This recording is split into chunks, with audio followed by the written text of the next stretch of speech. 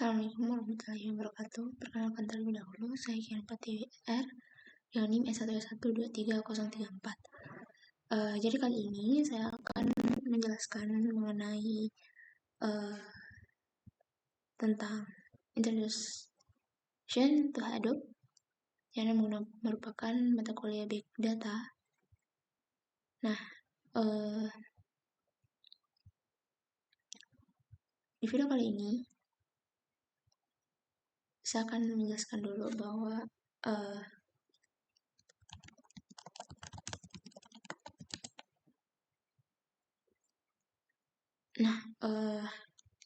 di penjelasan kali ini jangan kita lihat bahwa what we will do atau bagaimana apa yang akan dilakukan Hadoop-nya ini.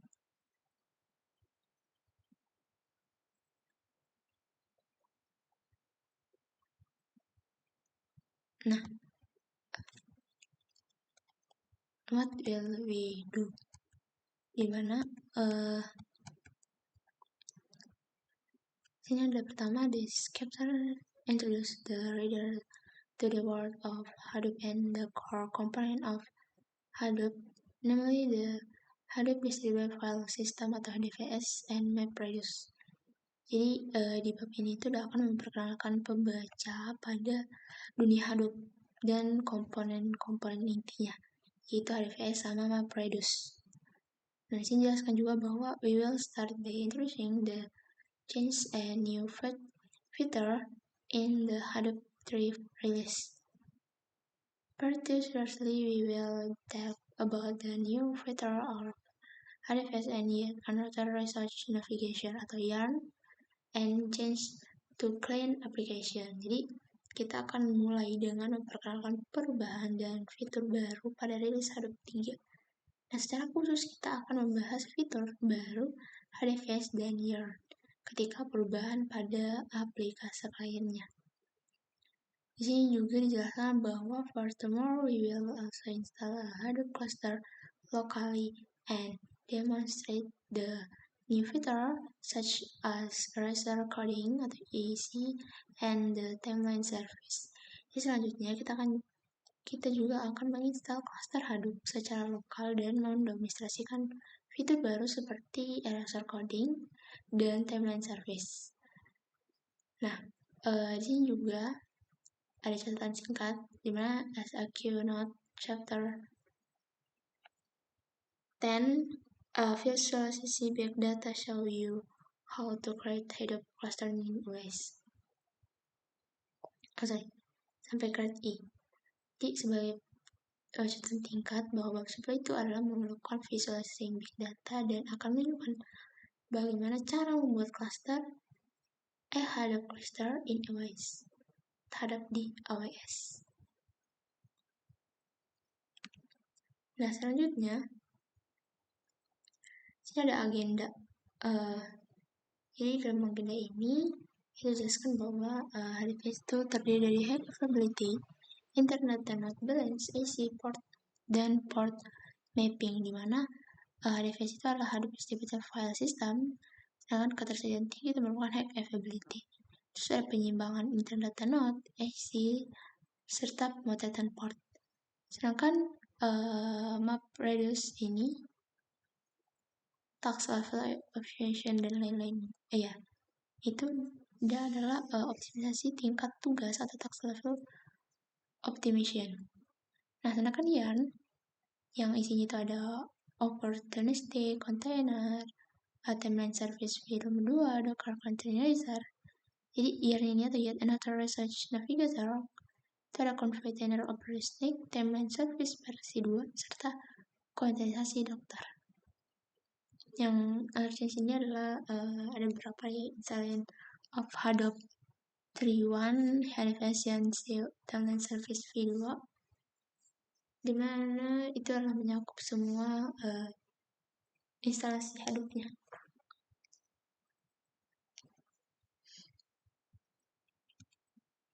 Nah, selanjutnya Hadoop distribusi file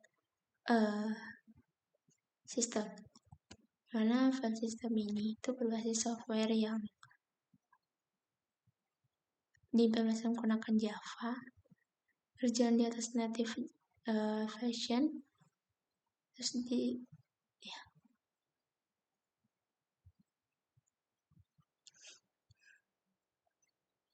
selanjutnya itu ada distribusi file system atau sistem berkas yang terdistribusi Hadoop. Nah, di sini dijelaskan bahwa file system berbasis software yang bisa menggunakan Java. Maksudnya dia berbasis perangkat lunak yang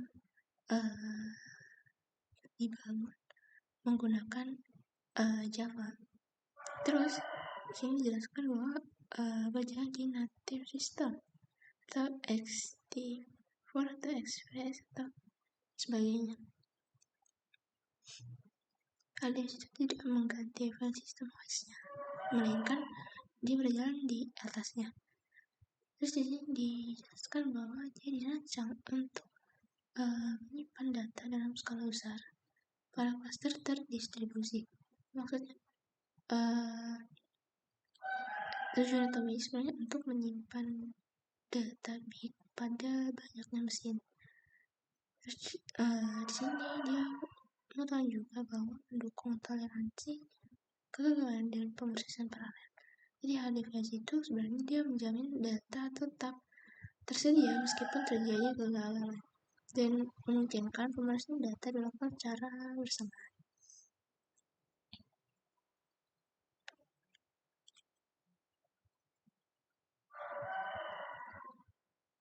Nah, selanjutnya ada konsep utama tabel yang dibagi menjadi blok. Jadi HDFS itu dia kan memecah file menjadi blok-blok, bukan menyimpan file sebagai satu kesatuan. Jadi HDFS itu dapat membagi data menjadi potong-potong kecil yang disebut blok untuk nantinya itu bisa didistribusikan. Terus ukuran bloknya ini pada umumnya itu sebenarnya ada 64 MB, 128 MB. Dimana 128 MB ini adalah defaultnya, dan 256 MB 512 MB. Nah, ukuran bloknya yang paling sering digunakan adalah 128. Nah, sini ada contohnya di mana ada file ukuran 1 GB, berkasnya yang berukuran 1 GB, terus ada block size-nya 128, dimana itu sebagai ukuran setiap blok, dan ketika dihitung maka jumlah bloknya itu berkas dibagi setiap ukuran setiap blok gitu, dan 98.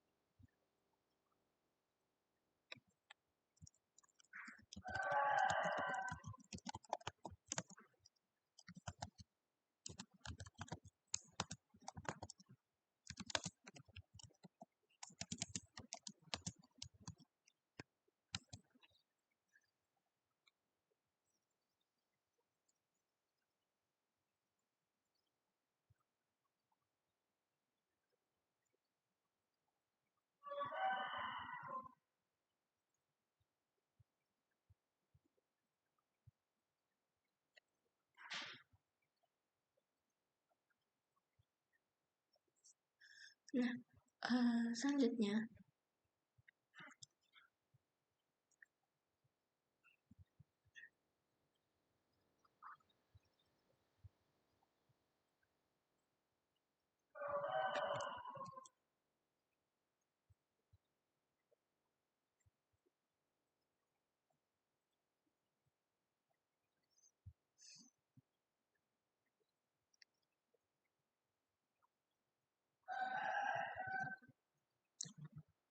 ada dampak blockchain terhadap aplikasi. Jadi dalam HDFS atau HDFS Distributed System, semua file yang disimpan itu dia akan dibagi menjadi beberapa blok.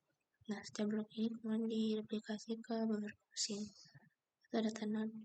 Nah, untuk memastikan datanya tidak hilang jika ada node yang rusak, misalnya jika sebuah file memiliki 8 blok dan sistem HDFS tidak menggunakan replikasi faktor, yaitu 93, maka setiap blok itu akan dibuat 3 salinan. Jadi total blok yang disimpan di seluruh cluster itu menjadi 8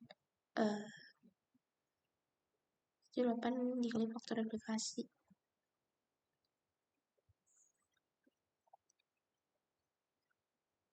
Kali itu 24 blok totalnya.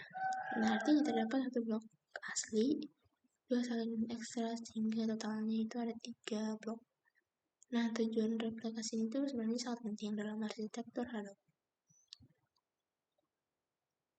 Itu yang mana pertama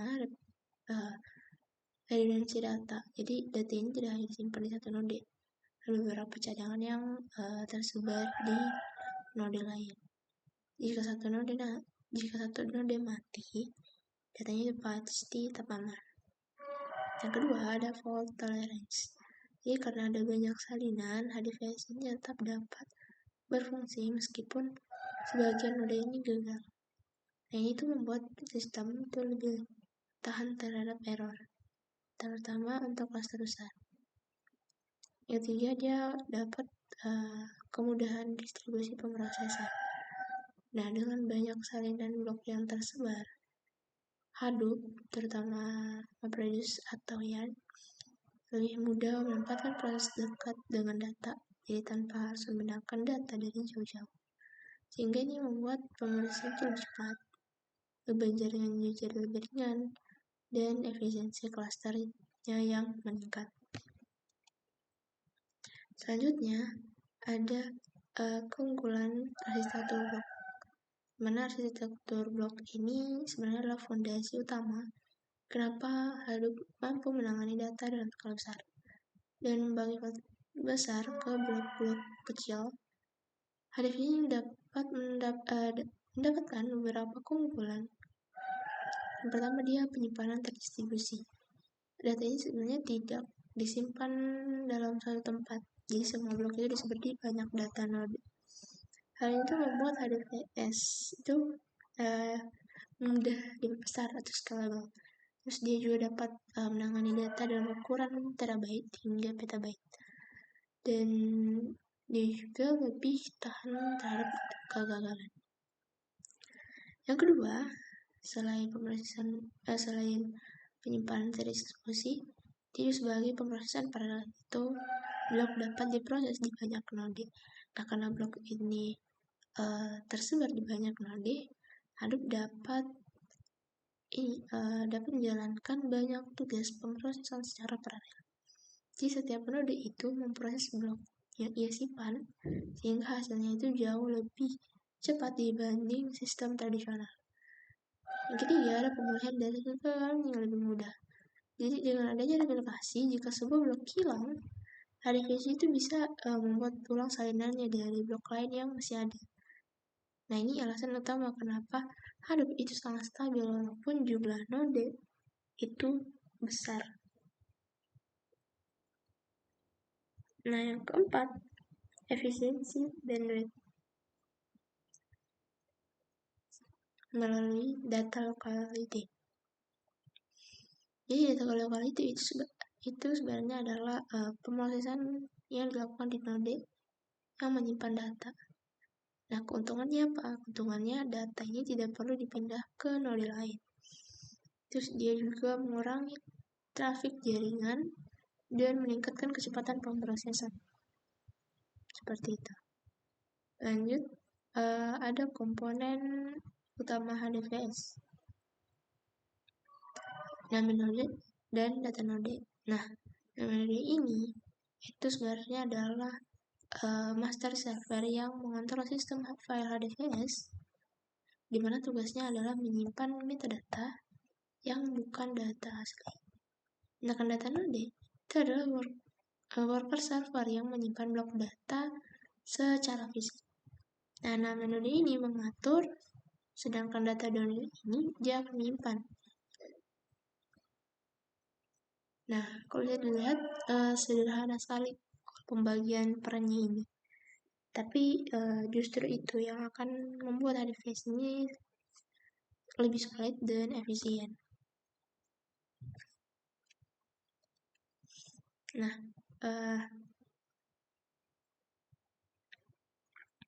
peran nama node, dimana nama node ini kan bisa dibilang adalah pusat otak HDFS.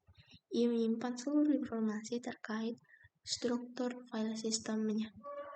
Nah, metadata yang ia simpan itu mencakup nama file atau semua nama file dalam HDFS, terus permission atau akses siapa yang boleh baca ataupun tulis file tersebut, dan lokasi tiap blok. Jadi nama node itu tidak menyimpan data blok, tetapi ia tahu di mana bloknya nomor berapa, disimpan di node yang mana, terus berapa jumlah replikasinya.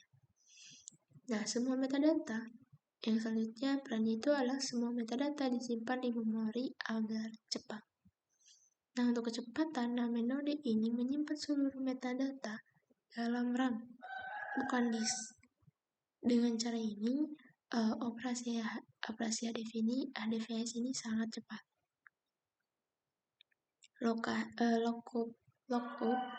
Lokasi blok itu berlangsung dalam hitungan milidetik. Gitu.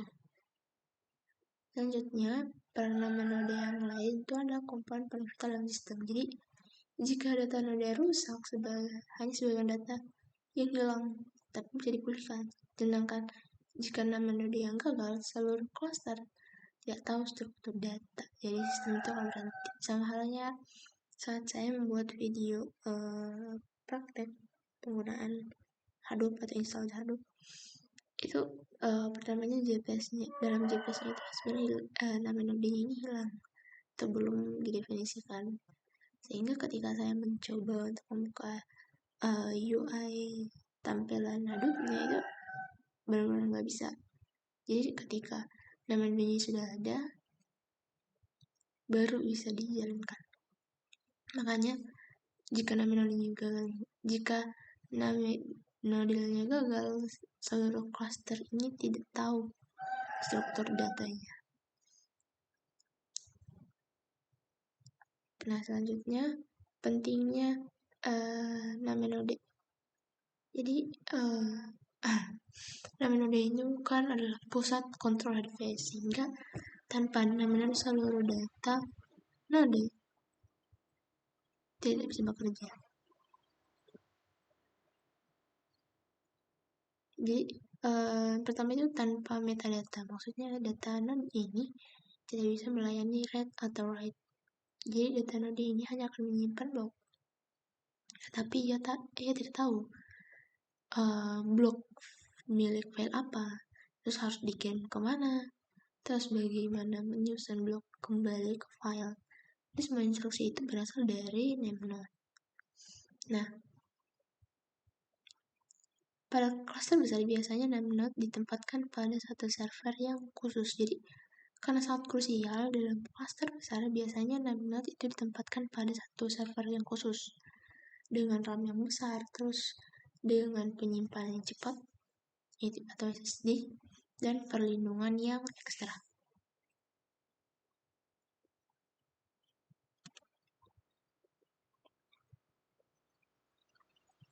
Terus namenode sebagai single point of failure.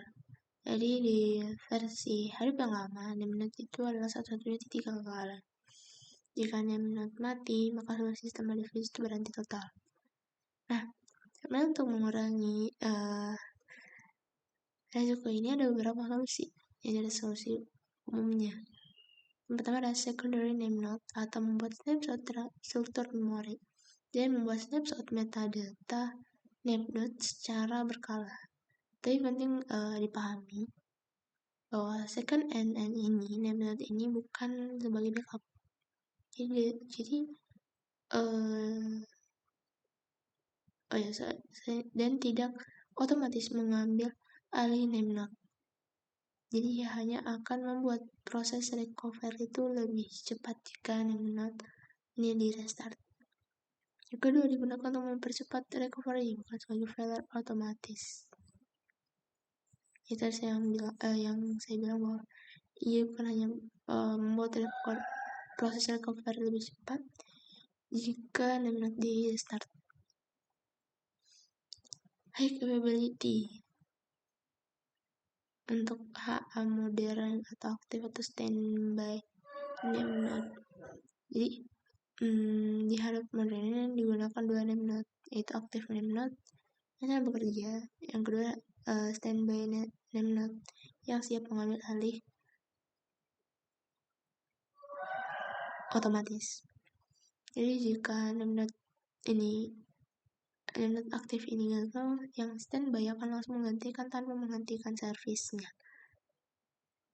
Ini mencegah downtime dan membuat HDFS itu jauh lebih stabil untuk produksi skala besar.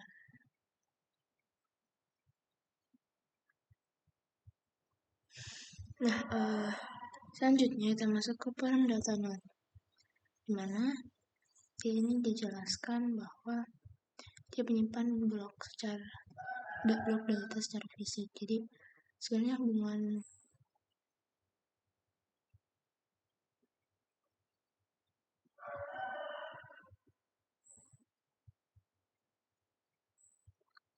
data node itu menjalankan pekerjaan utama terkait penyimpanan fisik dalam HDFS. Dimana yang pertama dia itu kan tadi saya sebut bahwa dia menyimpan blok data secara fisik. Nah, semua blok dari file HDFS ini disimpan di data node dalam bentuk file kecil pada disk. Dan nama node ini hanya tahu lokasinya, tetapi data node ini yang menyimpan datanya. Yang kedua, dia melapor kepada name node tentang blok yang disimpan. Jadi setiap data node secara berkala dia itu akan mengirimkan informasi tentang daftar blok yang ia simpan, terus statusnya sehat atau rusak, dan kapasitas penyimpanan yang tersisa.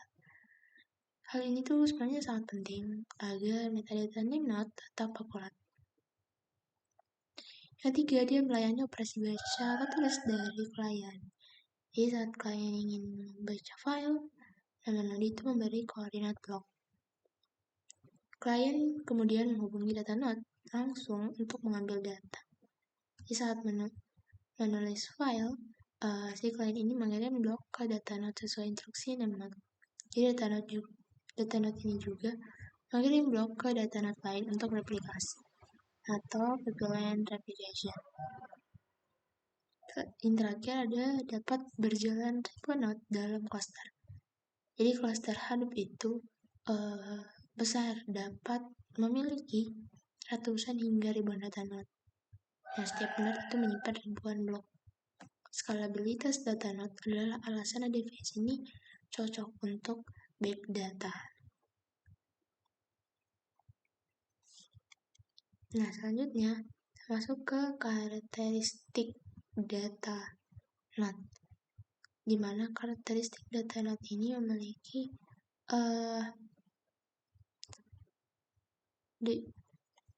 karakteristik data node ini itu memiliki atau dia berperan sebagai tulang belakang penyimpanan HDFS. Nah, ini memiliki sifat dan karakteristik tertentu yang membuat HDFS ini mampu menangani data berukuran besar. Yang pertama, dia itu memiliki storage yang besar. Jadi data node ini adalah server dengan ukuran storage yang besar atau ratusan gigabyte hingga puluhan terabyte.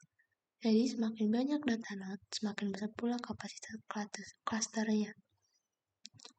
Yang kedua, dia bisa gagal tanpa mematikan seluruh cluster. Jadi salah satu keunggulan HDFS adalah toleransi terhadap kegagalan data node.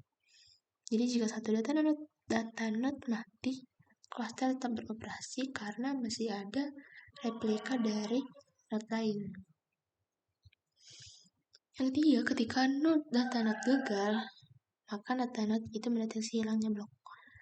Ya, jadi name node ini akan segera menandai blok yang berada pada data node. yang mati sebagai blok yang perlu direplikasi ulang. Terus nemnode itu mengatur replikasi ulang blok agar replication faktor terpenuhi. Jadi nemnode ini memiliki data node yang sehat untuk menerima replika baru agar replication faktor tetap terpenuhi. Nah, dengan sifat ini, data node ini sebenarnya bisa ratusan, bahkan ribuan tanpa mengurangi kendaraan sistem. Seperti itu. Next, ke slide 14, dimana di sini membahas tentang proses saat data node gagal. Jadi, salah satu kekuatan HDFS itu adalah kemampuannya untuk tetap berjalan meskipun beberapa data node mengalami kegagalan. Jadi prosesnya otomatis dan dapat cepat karena didesain khusus untuk toleransi kegagalan. Nah, di sini jasa bahwa nemnode ini mendeteksi hilangnya heartbeat dari data node. Jadi data node ini dapat mengirimkan heartbeat secara berkala ke nemnode. Nah, jika heartbeat ini tidak diterima dalam waktu tertentu, maka nemnode itu langsung akan menandai data node tersebut sebagai dead atau gagal. Di sini dijelaskan juga bahwa blok yang berada pada data node tersebut dianggap hilang.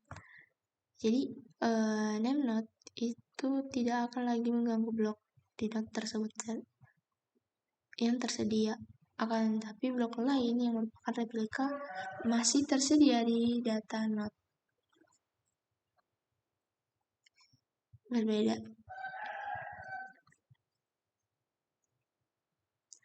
Nah, ketiga, nemnode itu memiliki data node lain sebagai target replikasi. Jadi, jika jumlah replika menjadi kurang dari replication factor, maka nemnode ini memilih data node sehat lain untuk menyimpan salinan baru. Nah, pemilihan ini didasarkan pada kapasitas node, alokasi rek, serta beban kerja data node. Nah, di sini dijelaskan juga bahwa blok ini direplikasi ulang hingga replication factor kembali normal. Jadi cluster itu akan memiliki jumlah salinan blok sampai sama dengan konfigurasi, misalnya kayak faktor replikasi sama dengan 3. Dengan cara ini, HDFS memastikan tidak ada kehilangan data meskipun node-nya ini mati. Selanjutnya, terakhir dalam prosesnya saat data node gagal, itu klien tetap bisa membaca data dari copy lain tanpa gangguan. Jadi karena replika tersebar di berbagai data node, klien itu tetap dapat mengakses file yang sama tanpa tahu bahwa ada data node yang gagal. Sehingga inilah alasannya HDFS itu tetap up dan reliable meski node-nya itu rusak.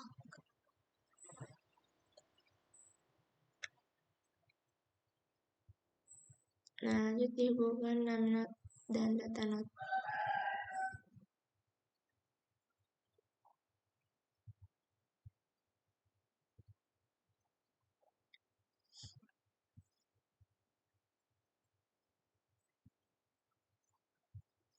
Jadi hubungan antara nemnode sama data node dalam HDFS ini bersifat master worker atau pengendali dan pekerja.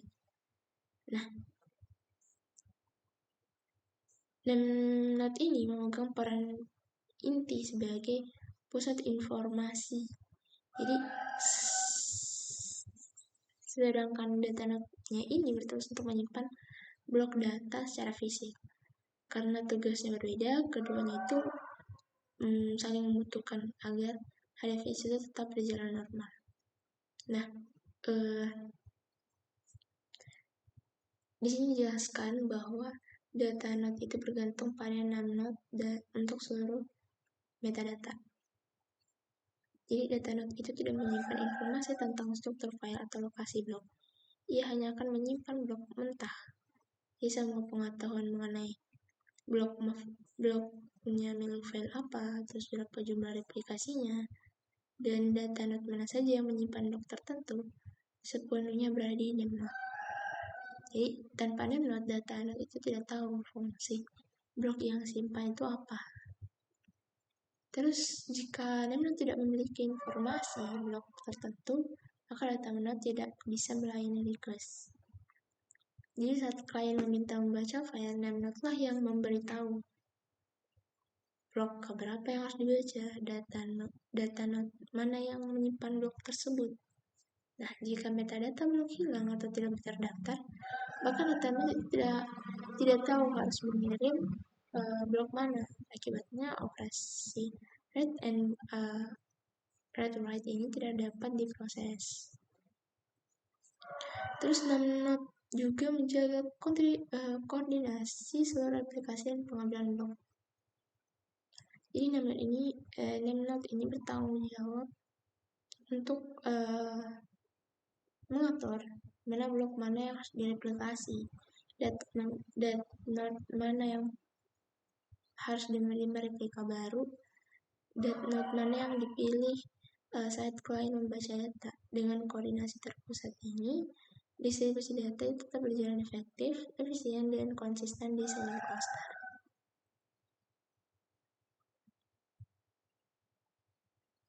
Nah, selanjutnya kita masuk di contoh arsitektur cluster HDFS. Ini pada arsitektur standar Hadoop Distribution File System atau DFS.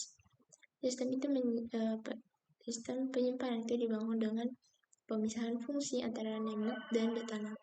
Nah, desain ini sebenarnya memastikan bahwa Hadoop bisa menyimpan data dalam jumlah yang sangat besar secara terdistribusi dan tetap memberikan kinerja yang tinggi. Yang pertama, sini diberikan contohnya yaitu suatu server kuat menjalankan nemnode. Ya, nemnode merupakan pusat kendali HDFS kan, seperti yang kita tahu. Nah, karena nemnode ini menyimpan seluruh metadata cluster, baik directory, mapping file, blok, lokasi, data node, maka pekerjaan ini sangat bergantung pada memori orang yang besar. Itulah alasan nemnode biasanya ditempatkan pada satu server khusus yang kuat, stabil, dan tidak menjalankan beban lain selain fungsi nemnode. Di cluster besar, server nemnode itu dapat memiliki RAM sampai 60-256 GB dengan menggunakan CPU multi-core dan juga storage hanya untuk menyimpan metadata. Nah, di sini contoh yang kedua itu adalah ribuan data node menyimpan blok-blok data. Jadi data node adalah sebagai tulang punggungnya penyimpan data ini, mereka terdiri dari ratusan hingga ribuan server yang menyimpan blok data secara fisik di hard disk. Jadi setiap file yang HDFS dipecah menjadi blok, misalnya kayak 128 MB, dan disimpan di banyak data node dengan replikasi atau defaultnya replication factor terlalu 3, sehingga semakin banyak data node, semakin besar kapasitas total clusternya. Contoh ketiga yaitu klien membaca atau menulis melalui nemnode untuk metadata. Jadi saat klien ingin membaca file, langkah pertama adalah menghubungi nemnode untuk meminta data. Seperti blok apa saja yang membentuk file tersebut, terus data node mana yang menyimpan blok-blok tersebut. Nemnode ini hanya akan memberikan informasi lokasi, bukan data filenya. Terus contoh yang selanjutnya adalah operasi data langsung ke data node. Jadi setelah mendapatkan metadata dari nemnode, klien itu tidak akan langsung mengambil data dari nemnode. Klien itu akan langsung melakukan operasi read atau write ke data node. Nah, tujuan dari desain ini itu dia mengurangi beban nemnode dan membuat throughput baca atau tulis menjadi jauh lebih penting karena dia bersifat paralel atau banyak data node. Dan kata lain, sebenarnya nemnode ini hanya jadi kayak petunjuk arahnya saja, sedangkan data node-nya ini itu untuk menangani data sesungguhnya. Seperti itu. Nah, slide yang ke-17. Di sini ada dia keren gitu. Data node mapping of file to blocks. Atau diagram nemnode-nya. Di mana dapat diagram ini bisa kita lihat dia menggambar bagaimana filenya dipecah menjadi blok, kemudian disimpan di berbagai data node dengan replikasi. Namun ini mencatat nama filenya, terus ukurannya, urutan bloknya, ada blok 1, blok 2, blok 3, dan seterusnya. Terus ada data node tempat setiap blok yang berbeda, dan replikasi dari setiap blok. Nah, di sini kita bisa lihat bahwa ada beberapa komponen utamanya. Ada pertama ada node, di mana metadata block operation. Metadata atau block operation, di mana node ini mengelola seluruh metadata device. Lalu ia menyimpan struktur direktorinya, daftar blok tiap filenya, data lokasi setiap blok, terus log perubahan metadata atau listnya. Selain itu, node ini memberi instruksi pada data node terkait replikasi bloknya, penghapusan blok yang rusak, imbangan beban penyimpanan, gitu. Selanjutnya ada client, di mana ada metadata ops dan read ops. Nah, client ini memiliki dua jenis komunikasi, ada metadata ops ke node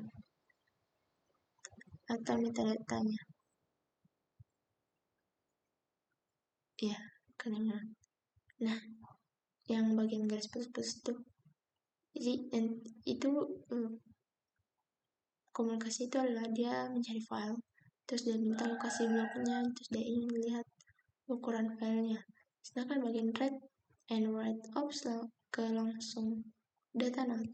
Klien itu tidak akan ambil data langsung dari data node sesuai lokasi blok yang diberikan. Nah, kartu data node-nya ini atau penyimpan blok dan replika. Jadi data node ini menyimpan blok fisik. Diagram biasanya menunjukkan blok 1 dan replika di node yang berbeda. Nah, blok 2 dan replika, blok 3 dan replikanya. Dalam penataan ini, file itu dapat disimpan dan dibaca secara paralel dan aman.